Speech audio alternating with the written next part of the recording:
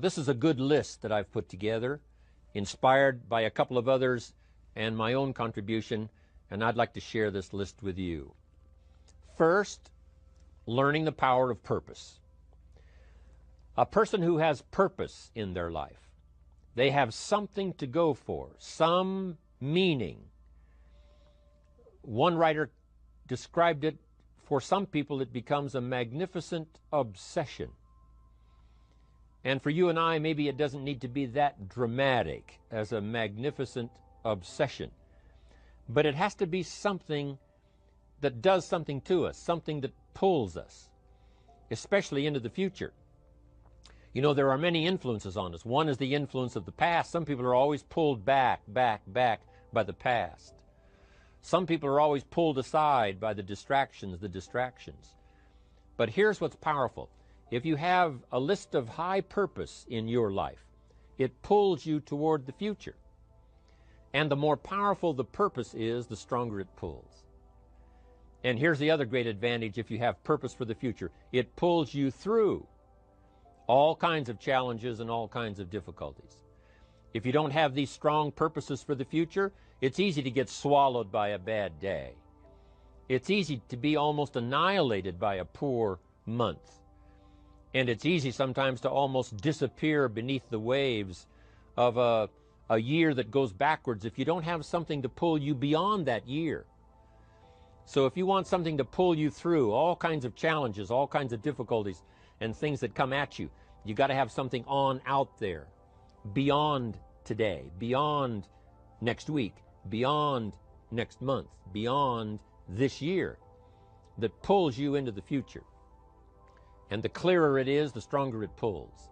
The more dynamic it is, the more it affects your life, your spirit, your heart, your soul. It also creates imagination. It gets your mind working on how to achieve that purpose. And if your mind will work, and if your heart works, and if your spirit works, and if you have good input, like good ideas, I'm telling you, there isn't anything you can't accomplish. So that's one of the great powers that'll make a variable of you, and that is purpose. Here's the next one, self-confidence. Where does self-confidence come from? And this is the best advice I can give you on that. Not neglecting, first of all, the small daily disciplines. Self-confidence really comes from feeling good about yourself. And one of the best ways to feel good about yourself is at the end of the day to know that you poured it on. You did your best. If you conducted a meeting, you did the best you could. If you made a phone call, it was the best phone call you could possibly make. If you wrote a letter, it wasn't a casual letter, it was your best letter. At the end of those kind of days, when you feel good about yourself, self-confidence starts to rise. You know that if you can have this kind of a good day, you can have another one the next day, and those days become the weeks become the months, and the month becomes a powerful year. Self-confidence comes from the lack of neglect.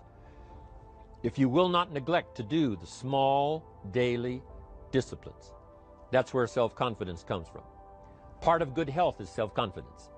I know I'm going to be healthy. I take the Herbalife products. I eat the apple a day. I walk around the block. I do the jogging on the beach.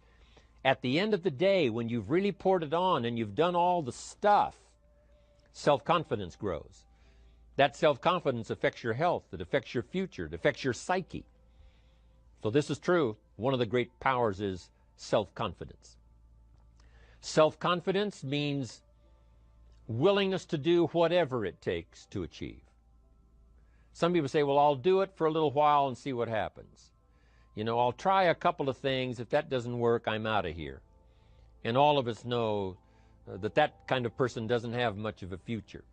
But if you're willing to do whatever it takes, if I have to learn a couple of things, I will learn those things. If I got to learn 5 or 6 things, I'll learn all 6. If I have to take an extra class, I'll take an extra class. If I've got to read the books, I'll read the books. If I have to consult with people who know more than I know, I will do the necessary consulting. Whatever it takes, I will do.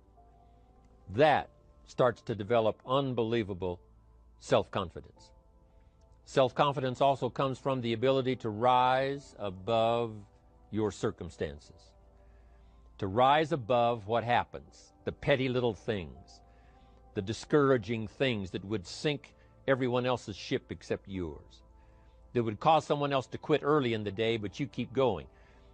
That kind of willingness to overcome all circumstances, whether it's the little challenges or the big challenges. If you're willing to do that, I promise you, this kind of power will work for you, and in you, the variable, it'll make a difference.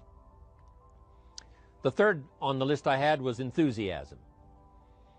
And here's what I wrote about enthusiasm. Enthusiasm that's powerful is mostly enthusiasm that is enthusiasm inside, 90%, 10% outside. We all know what the enthusiasm is like when somebody lets us see their enthusiasm, which is like the 90%, and only 10% of it is inside. But the enthusiasm that really affects people is not just being loud, but the enthusiasm that runs deep, the enthusiasm that comes from deep inside, created by self-confidence, created by purpose, created by genuine willingness to help other people.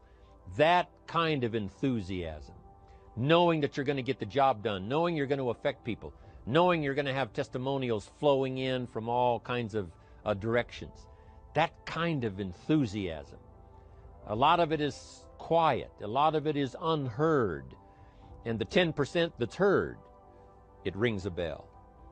People call it genuine enthusiasm because they know that what you say in the outward display of your enthusiasm is only a small tip of the iceberg of the enthusiasm you feel inside that really motivates you to do the best job you can. Next on my list to help you become the powerful variable is expertise. Wanting to excel in all of the skills and settling for nothing less than an outstanding performance. If you're willing to be the best in your field, if you're willing to demand of yourself excellence in skills, to be the best that you can possibly be, in the training, do the best you possibly can. In doing a workshop, do the best you possibly can. Developing the skills of using your personality, developing the skills of language, developing the skills of influence, developing the skills of organizing. If you're willing to be an expert in all of the skills, Herbalife has the way for you to invest those skills and not only make a handsome living, not only make a lot of money, but if you would so desire and if it would be your purpose, a chance to make your fortune. Expertise, excellence in skills. Here was the next one on my list, making a powerful contribution to you, the variable, and that is preparation. Well prepared. And preparation, of course, involves a whole lot of things. A big share of our life is preparing, getting ready. When we go to the first grade in school, we're just preparing for the second grade. After we've finished 2 grades, the 2 grades prepare us for number 3. Sometimes it seems like a long, excruciating time. And the time will just seem like it'll never come when we can finally have the performance that we really want. But it takes time to prepare. It takes time to get ready. And the decisions you make in the preparation time, those are the decisions that last for a lifetime. Preparing to have a good day.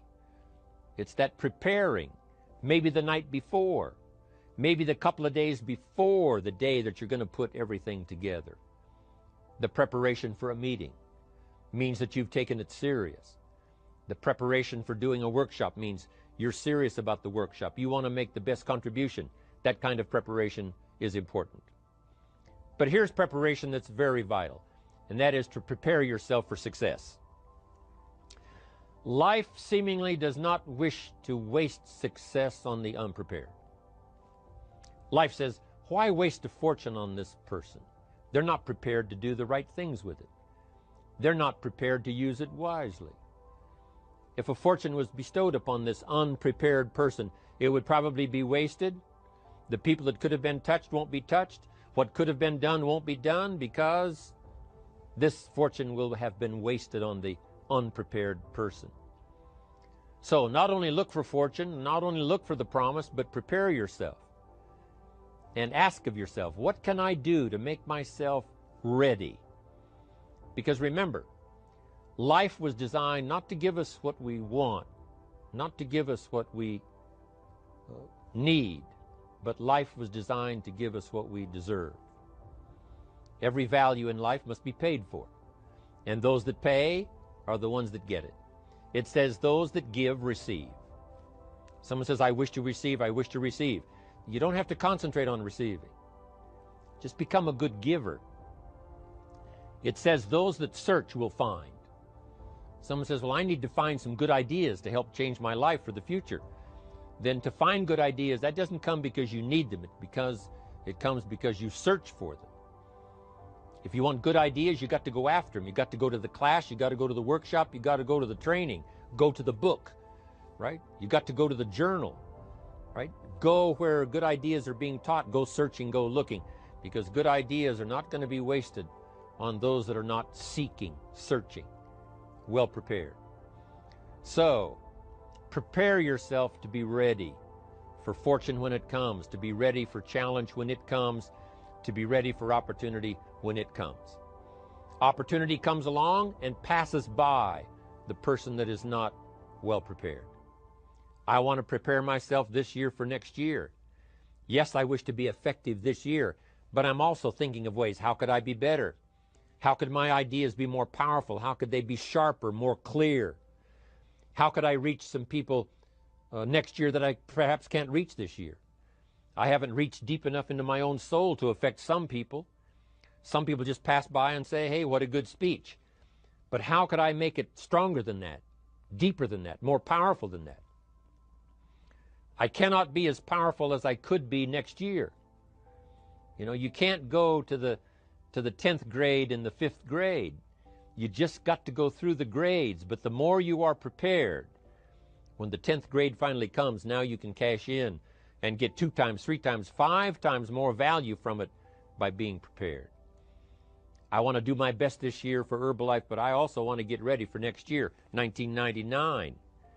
And then when the year 2000 comes, at the turn of the century, I want to be well equipped by language, by instinct, by temperament, by personality, by influence, to really be valuable the year 2000, 2001, 2, 3, 4, 5. That's my goal. I'm sure it's your goal. Now here's the next one. There's great power in self-reliance. Self-reliance means you simply look mostly to yourself. It would be nice if someone just gave you this, gave you this, gave you this. It would be nice if everyone did their job exactly as they're supposed to do it. But here's what you've got to do. Primarily rely on yourself. Primarily say, I'm the person responsible. And I will learn the necessary skills so that I can help people learn their skills. If I need lots of people to do certain things to build my organization, that is what I must have. But I've got to be the final backstop. I've got to be the final one that people can rely on. So that if this is missed and this is missed, I can catch up. I can fill the gap. I can do the job. We have to do it when we conduct meetings. We have to do it when we conduct training. We have to do it when we're in a class of just a few. What someone might have missed, we're there to fill in. Self-reliance. Primarily, we're learning to count on yourself. So that you can do this, never complain and never explain. Here's the next key power, and that's image. There's many parts to image. The image that others see you as, the image you have with other people. And it's very important how other people see you.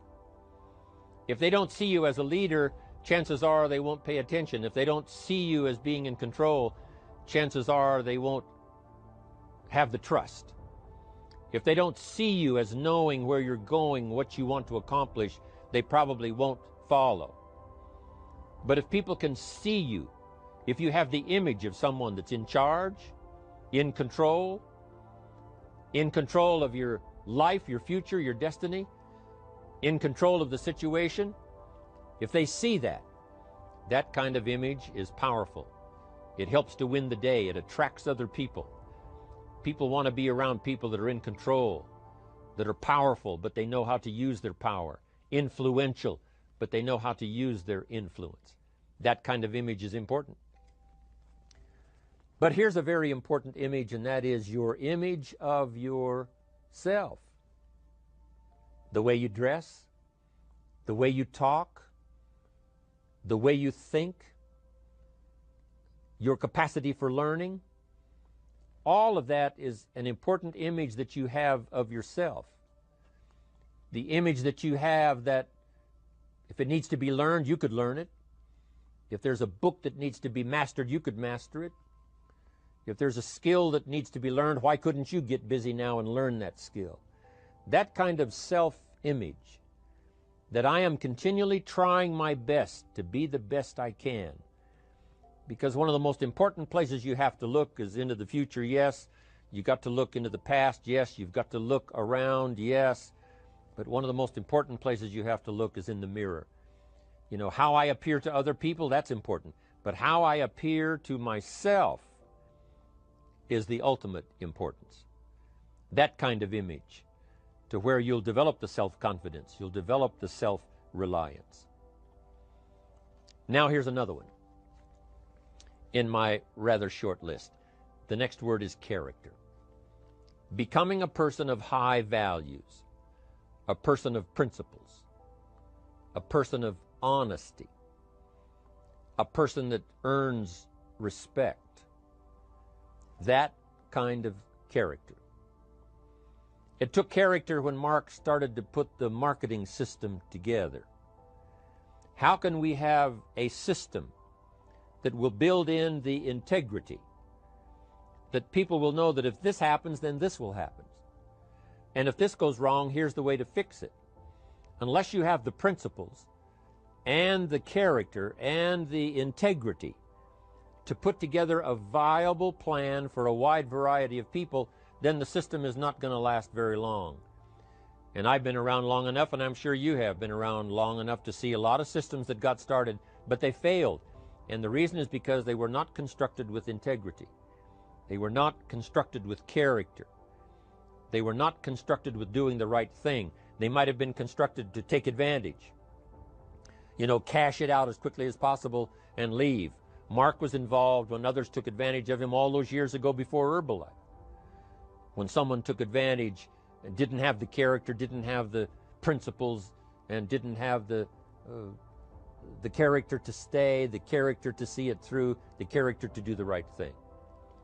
So this is important, to develop the character within yourself, that people see you as honest, as fair, willing to do the right thing, willing to be helpful, but always willing to walk the center line, not to pass the line.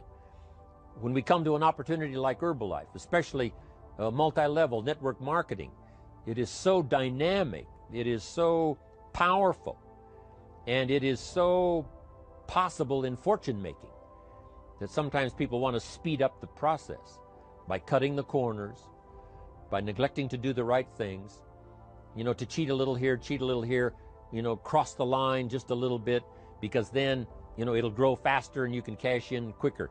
Not necessary here.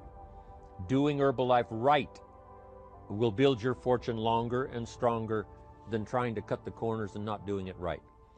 If we'll have the integrity that Mark had when he started it, and keep perpetuating that we will do the right thing by the marketing system, the right thing by a distributor who has a customer and they take care of that customer belongs to that distributor. That kind of integrity in the marketing system, the kind of integrity we have among each other, the kind of character we have to rely on each other, because here's what we cannot do. We cannot do this by ourselves. Mark's got to count on me. I've got to count on Mark. We've got to count on the president's team. The president's team has to count on the chairman's club for advice and counsel. We have to count on the millionaire team, the tabulator team, the world team. We've got to count on the distributor. We've got to count on the distributor giving the right message to the potential customer. We've got to count on the distributor giving wise counsel to the new recruit, teaching them the right way, the Herbalife way, the principled way, the character way. Vitally important. Building and developing your own character. Now here's another one. It's called self-discipline. Self-discipline, all of us have a challenge with that. Because sometimes it's easy, and especially if you're working hard, doing the best you can, it's easy sometimes to let up and let it go. But remember, so many people, especially now that we're as big as we are around the world, are counting on what we do. At home office, they have to be careful. They have to be disciplined. It's easy for the person who ships the product from Herbalife says, oh, well, I'll wait until tomorrow to ship it. And then they go home and sleep like a baby. But the distributor who's waiting for that product doesn't sleep that night, or doesn't sleep when the product doesn't show on time.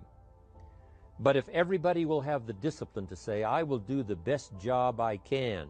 I will make mistakes, of course, because we're all human, but I'll try to remedy those mistakes and do the best job I can. That kind of self-discipline that understands how important your part is in all of the functions that work. Coming to work on the set here, HBN, there's so many people that play a part. And each one of the parts that are played is necessary to put on the broadcast, make it viable, make it real, make it powerful. Any couple of them missing, and it would be a disaster. But all of it put together, and it works like a charm. Each person developing the self-discipline to do their part, do their job. Here's one more, and that is the power of extraordinary performance and demanding of yourself excellent results. This is so important. If you want to live extraordinary, you must do extraordinary. If you want an extraordinary income, you must do extraordinary things. If you want an extraordinary fortune, you must go with the demands of what it takes to have that fortune. Mark has made such a fortune, it's almost beyond comprehension what the numbers really are. But guess what he has the satisfaction of knowing? He earned it all. If he'd have been lax in the performance, Herbalife would not be here these 18 years later. Herbalife would have been a footnote in multi-level history.